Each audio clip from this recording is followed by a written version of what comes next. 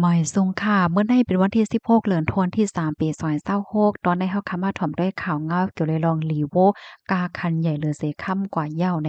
ผู้ใดไผมีโว้ก็ลุ่มล่ารักษาไว้หลีๆค่ะล่ะเนาะพี่น้องเฮาเมื่อวันที่15เดือนธันวาคมที่3ปี2026ในมีข่าวเงาออกมาว่าพ้องย่าเมื่อเหลียวในลีโวในกาคันใหญ่กาคันโลงก็เพราะว่าเปิ้นโหลนำแห้งหนาอาล่าในค่ะ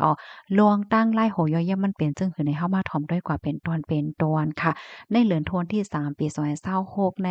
กาขันลีโวในลอกกะลกลมฟ้าในปรุงขึ้นสูงถึง5.8ปากดอลลาร์ต่อออนเพราะว่าตกเงินไทยก็เตตกอยู่หมอก200,000วัตต์และจังในเตเลยว่ากาคันใหญ่เลยสิค่ำในแค่ว่าจำ2ปนเฮ็ดจังไหนเนาะย้อนก็เปิงหังแลมันกาคันใหญ่ลงเพราะฐานนายหลาไหนย้อนก็เปิงว่าโวในก้วยมีหนึ่งในหลายปากหลายแห่งโตกะนานก้อยดีเดมีลีโวในเนาะตั้งไทยเขาได้ก็ได้ฮ้องว่านิ้วในถุงน้ำดีในนั้นยาวคาอ้อมเปิ้นดีดีหลายอันโลนะค่ะล่ะพ่องย่าเมือเหลียวในเนี่ยค่ะก็ได้เป็นดีเมืองแขและทั้งฮ่องกงนะคะลีโวในคณะแขเขาเนี่ยก็ได้เอามาล่อแลกันเฮ็ดยาหยาออกมาเนี่ยเนาะยาหยาได้ก็เอามายดยามันจังว่าล้างก้องว่าแกเมื่อมีลมไข้ลมหนาวอธิกาเปิงลงมันได้เขาเอายดยาตั้งเป็นหลอดเลือดออกอ๋อปยกตั้งเป็นเลือดสูงและจังได๋เลยฮู้ว่าที่ในเมืองแขนะคะมีคนรู้เซ็งสาใจย้อนก็เพราะว่าหลอดเลือดออกในสูงเลอซีดำเลอซีอเมริกันได้ถึง3โปนเฮ็ดจังได๋นะก็เปิ้นนั้นแลเฮ็ดให้ที่เมืองแขเนี่ยเขาก็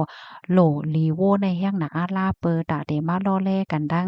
ยาเสียก็เฮ็ดออกมายายดยาตั้งเป็นอันว่ามาใน